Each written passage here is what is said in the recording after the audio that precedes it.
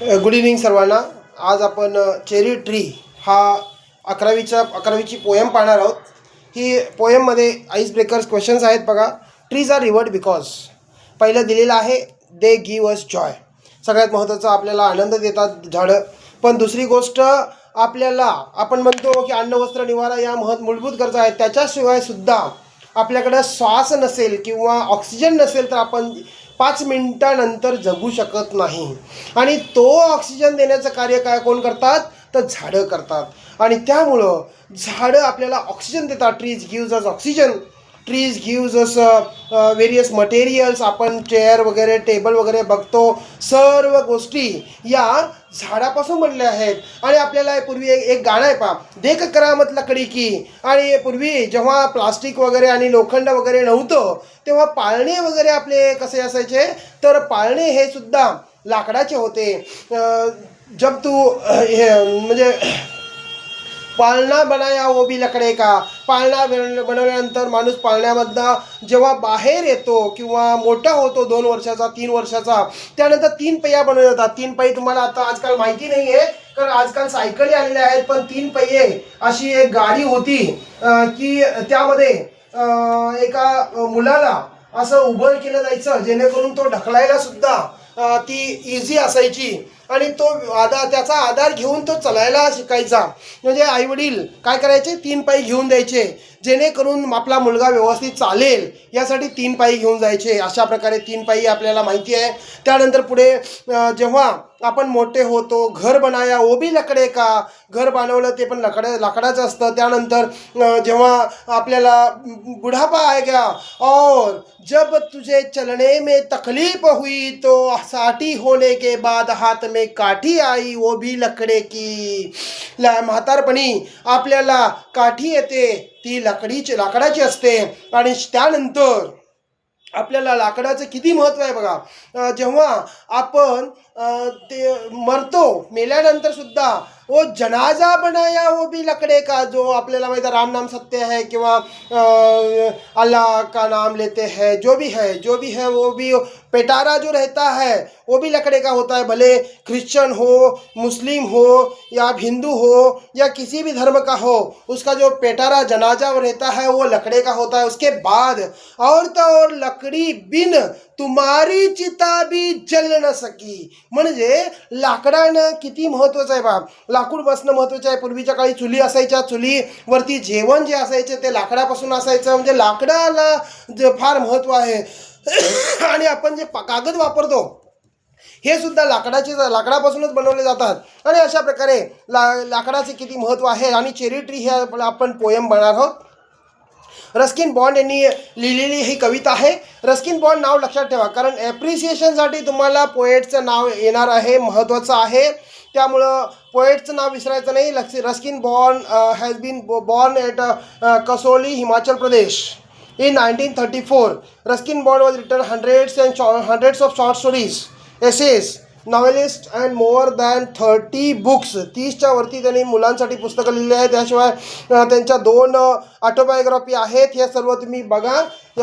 रायटरचे information मी काही जास्त देत नाही आहे. त्यानंतर पुढे आपल्याला चेरी ट्री बघायचं आहे. चेरी ट्री पोयममध्ये 8 years have passed since I placed my cherry seed in the grass. 8 वर्षापूर्वी लेखक काय सांगतोय, 8 वर्षापूर्वी मी एका चेरीचं सीड जे आहे ते मातीमध्ये पेरलं आणि त्यानंतर त्याला मी मगानं पाणी घातलं किंवा झाडानं पाणी घातलं असेल. पाणी घालून मी विसरून गेलो. Must have tree of my on. माझं स्वतःचं झाड असेल असं लेखकाला वाटत होतं, कवीला वाटत होतं. कवी रस्किन बॉन्ड म्हणतात I watered it once and went to bed. एकदा मी पाणी घातलं त्यानंतर मी विसरून गेलो किंवा झोपायला गेलो, त्यानंतर मी and forgot. But cherries have a way of growing. मात्र चेरीची प्रत्येकाची वाढीची एक वेळ असते किंवा ठरलेला काळ असतो. कोणतीही बी बघा, जर तुम्ही उन्हाळ्यामध्ये टाकली तरीसुद्धा पावसाळ्यामध्ये पाऊस पडल्यानंतर उगवते. तशा प्रकारे चेरीचा एक गुणधर्म असतो की ती वाढत असते. अँड त्यानंतर काय झालं दो दो no one caring very much of no or knowing. त्या चेरीबद्दल कोणालाच माहीत नव्हतं, कारण गवतामध्ये हे बीज आहे ना, त्यामुळं कोणालाच याबद्दल माहिती नव्हतं. आणि त्यानंतर काय झालं बा, I found a tree had come to stay and suddenly that summer near the end of May. आणि मेमध्ये, समरच्या एंडमध्ये मला एक झाड तिथे आलेलं पाहायला मिळालं. आणि त्याबरोबर आपल्याला माहिती आहे गवत सुद्धा वाढणार आहे. हे गवत सुद्धा भरपूर वाढलेलं होतं. आणि अशा गवतामध्ये हे झाड न दिसेनासं झालेलं होतं. त्यामुळे काय होतं पहा, I found a tree had come to stay. It was very small, 5 months child. ते 5 महिन्याचं बाळ होतं किंवा छोटंसं रोपटं होतं. हे चेरीचं ट्री किंवा चेरीचं झाड 5 महिन्याचं रोपटं होतं. Lost in tall grass running wild. जो वाढणार असं गवत आहे ते भयानवाने वाढत होतं किंवा भयंकरपणे वाढणारं गवत, त्या गवतामध्ये ते चेरी ट्री होतं आणि हरवून गेलं होतं स्वतःला. Goats ate leaves at the घास कटर साईज. गोट एट बकरीने काय केलं, बकरी आली खाऊन टाकलं, बकरी आली पानं खाऊन टाकली, बकऱ्याने पानं खाली. त्यानंतर काय झालं पहा, 5 months the grass cutter scythe. Grass cutter किंवा जो गवत कापणारा असतो त्याच्याकडे विळा असेल किंवा काय असेल, ते वेळेनं त्याला त्या गवत कापता सर्व काही कापून टाकलं. किंवा त्याच्याकडे कैची वगैरे असते, पूर्वी अशा प्रकारे कैच्या होत्या की ते गवत कापायला वापरल्या जायच्या. त्याप्रमाणे त्यानं goats ate the leaves grass cutter scythe. Grass कटरनं त्याला काटून टाकलं. Split it apart and monsoon blight. आणि त्यानंतर हे झाड इथून कट झालं आणि खाली कोसळलं. खाली कोसळल्यामुळं काय झालं पहा, मॉन्सून ब्लाईट, मॉन्सून आला. Shrivelled the slender stem even so.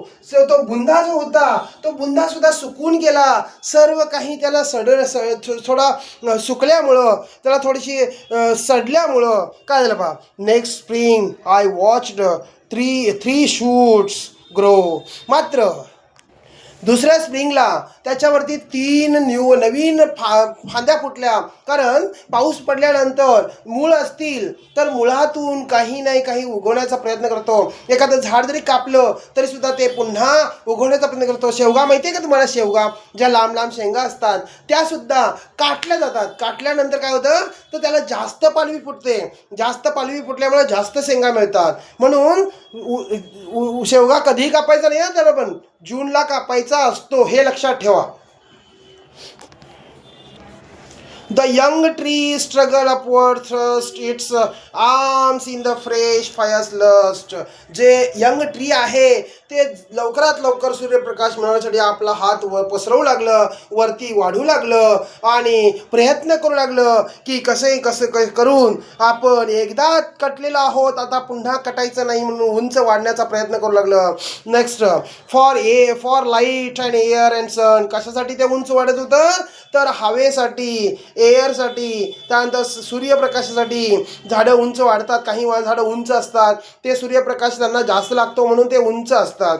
I could only wait as one who watched wondering while time and the rain. आणि मला सुद्धा जसं आपल्याला माहिती आहे काळ आणि वेळ कधी कोणासाठी थांबत नाही, त्यासाठी काही गोष्टींचा वेळ यावी लागते. वेळ आल्यानंतर सर्व गोष्टी होतात, म्हणून मला पण वाट बघावी लागली. Made a miracle from the green growing pain. आणि काही दिवसानंतर मिरॅकल झालं की ते झाड वाढू लागलं. त्यानंतर लेखकसुद्धा त्या झाडाबद्दल विसरून गेला, पण लेखकाला बाहेर जायचं होतं. I went away next year, spend a season in Kashmir. पुढच्या नेक्स्ट सीझनला मला काश्मीरला जायला लागलं. काश्मीरमध्ये मी एक सीझन घालवला आणि came back thinner rather poor. आपल्याला माहिती आहे बाहेरगावी गेल्यानंतर कोणीही असो तर काय होतं तर त्याला लोकांना बारीक व्हायला होतं किंवा तिथं नोकरी नसते, पैसा संपतो. पैशाच्या बाबतीत म्हणा किंवा बाकीच्या बाबतीत म्हणा, अन्न व्यवस्थित न मिळाल्यामुळं त्याला बारीक व्हावं लागलं. But teacher by a cherry tree at my door. मात्र लेखक जेव्हा काश्मीरमधून घरी आला तेव्हा त्याला वाटलं की चेरीचं झाड माझ्या घरी आहे आणि हे चेरी मोठं वाढलेलं होतं, त्याचं पूर्ण असं झाड झालेलं होतं. ते बघून लेखकाला फार आनंद झाला. हे मोठं झालेलं आहे हे बघून, झाड पूर्णपणे असं वाढलेलं बघून.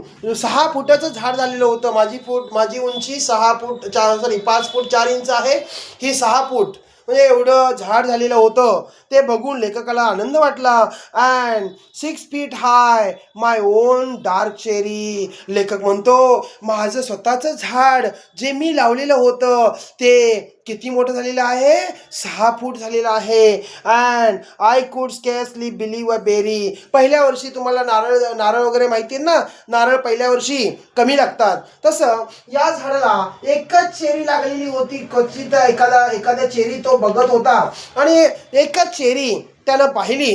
पण नंतरच्या वेळी दुसऱ्या वर्षी मात्र त्याला काय झालं बा, hung from a branch just one. एकच चेरी त्याला दिसली. ripened and jeweled in the sun. I could scarcely believe it a berry. Ripened and jeweled in the sun. सूर्यप्रकाशामुळं ती वाळलेली होती किंवा ते पिकलेली होती. Hung from a branch just one. आणि त्या झाडामध्ये फक्त एकच बेरी पहिल्या वर्षी लागलेली होती. नारळ ज्यांना माहिती आहे, नारळाचं झाड ज्यांचं असेल, पहिल्या वर्षी फळं पक्व होत नाहीत, सगळे गळून पडतात. पण पुढच्या वर्षी नेक्स्ट इयरला मात्र नारळ लागतात, हे लक्षात ठेवा. Next year there were blossom small pink fragile quick to fall at the merest breath the smallest breeze. आणि पुढच्या वर्षी मात्र भरपूर अशी फळं लागली, ब्लॉसम झालेले होते किंवा त्याला मोहर आलेला होता. तो मोहर बघून लेखक खुश होतो. Wow, it's my cherry tree. हे माझं चेरीचं झाड आहे. Spring fragile quick to fall. आपल्याला माहिती आहे हवामुळं वगैरे मोहर खाली पडतो. काजूचा मोहर, आंब्याचा मोहर तुम्ही खाली पसरताना पाहिला असेल. किंवा मोहर आल्यानंतर अनेक अशा प्रॉब्लेम असतात. त्या प्रॉब्लेममुळं, ते हवेमुळं म्हणा किंवा पक्ष्यांमुळं किंवा बाकीच्या गोष्टींमुळं ते मोहर पडतो. आय ले on a grass at is. लेखकानं काय केलं तर तो लेखक गवतामध्ये झोपला. त्यानंतर काय झालं पहा, आय ले ऑन द ग्रास, ते मी गवतामध्ये झोपला. त्यानंतर looking up through leaves at blue. आणि झोपल्यानंतर त्यानं वरती पाहिलं, आकाशाकडे पाहिलं की माझं चेरीचं झाड. Yes, my own cherry tree. माझं चेरीचं झाड. Looking up through leaves at blue, blind sky at finches as they flew. आणि ते मात्र चेरीचं झाड जे आहे ते वाढत आहे आणि त्याला जे जेरी लागलेले आहेत किंवा त्याला ब्लॉझम झालेलं आहे किंवा मोहर आलेला आहे. Blind sky at the finch has the flu.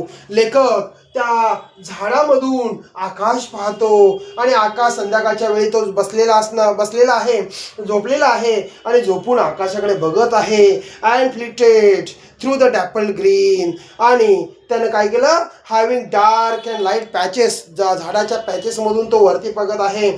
While बीज इन इकासी ड्रँक. आणि लेखक कवी बघतोय की त्याला बीज दिसत आहेत. बीज म्हणजे काय तर मधमाशा. आपल्याला मकरंद गोळा करायला मधमाशा येतात. ते of nectar from each blossom and the sun sank. आणि ईच ब्लॉझममधून हे नेक्टर गोळा करण्यासाठी त्या मधमाशा येताना मला दिसतात. मधमाशा आहेत म्हणून परागकण होतात किंवा झाडाची फळं लागतात, त्याला मधमाशांची गरज असते. मधमाशा स्त्रीबीज आणि पुरुष बीज एक करण्याचं कार्य करतात, त्यामुळं मधमाशांची सुद्धा गरज असते. Swiftly and stars turn in the sky. आणि हळूहळू स्विफ्टली संध्याकाळ होते, रात्र होते. रात्र झाल्यानंतर काय होतं, मी फॅन बंद केलेला आहे त्यामुळं कारण आवाज येत नाही ना फॅनमुळं, म्हणून मी फॅन बंद केलेला आहे म्हणून घाम येतोय. ठीक आहे, जाऊ दे. Swiftly stars turn in the sky, आणि संध्याकाळच्या वेळी चांदण्या दिसतात. आपल्याला माहिती आहे सूर्य असल्यामुळं चांदणे सकाळचं दिसत नाहीत किंवा संध्याकाळचं दुपारचं दिसत नाहीत, मात्र रात्र झाल्यानंतर हळूहळू चांदण्या दिसू लागल्या. And moon moth and singing cricket and I. त्यानंतर चंद्र आला आणि चंद्रानंतर मी सुद्धा सिंगिंग क्रिकेट, आणि मी लेखकसुद्धा गाऊ लागला किंवा झाडाची स्तुती करू लागला. कारण क्रिकेट म्हणजे काय, तर ते क्रिकेटा किडा असतो बघा, करणारा रात्र किडा त्याला म्हणतात. तो किरकिर किडा येतो. Yes I praise night stars and trees. आणि मी झाडाची स्तुती केली, झाडाची माझ्या रात्रीची स्तुती केली, याशिवाय स्टार्सची स्तुती केली. That small cherry grown by me. आणि लेखक म्हणतो अभिमानानं, हे छोटं जे चेरीचं झाड आहे ते मी लावलेलं आहे. जेव्हा एखाद्या व्यक्तीला अभिमान असतो की बाबा मी झाड लावलं, म्हणजेच इथं लेखकसुद्धा एक अभिमानी आहे की त्यानं झाड लावलं. हे भले त्यानं एकदाच पाणी घातलं असो, पण नॅचरली झाड झालं. पण बी टाकणं सुद्धा तेवढंच महत्त्वाचं होतं. त्याने जर बी टाकलं नसतं तर कृती कर, म्हणजेच भगवान श्रीकृष्णसुद्धा म्हणतात, कर्मण्येवाधिकार असते मा फलेषु कदाचन. कर्म करत राहा, फळाची अपेक्षा करू नका. त्याप्रमाणे लेखकानं कवीनं काय केलं, फक्त झाडाची बी लावली आणि ते झाड झालं. अशा प्रकारे आपलं ही पोयम इथे संपलेली आहे. तुम्हाला ॲप्रिसिएशनला 4 मार्काला प्रश्न येतो, तर ॲप्रिसिएशन सगळं व्यवस्थित लिहायचं आहे. समरी पोयमची माहिती असली पाहिजे तरच तुम्ही ॲप्रिसिएशन लिहू शकता. त्याच्यामध्ये पोएटिक डिव्हायसेस वगैरे सगळं बघा. मी फक्त समरी सांगितलेली आहे. आता माझं चॅनल आहे यूट्यूबर सागर. तुम्हाला इच्छा असेल सबस्क्राईब करा, अगर न करा, पण तुम्हाला 11वीचे आणि 12वीचे सर्व व्हिडिओ माझ्याकडून मिळतील एवढी मी आशा देतो तुम्हाला. आणि मी इथे थांबतो. यूट्यूबर सागर माझं नाव आहे. थँक्यू.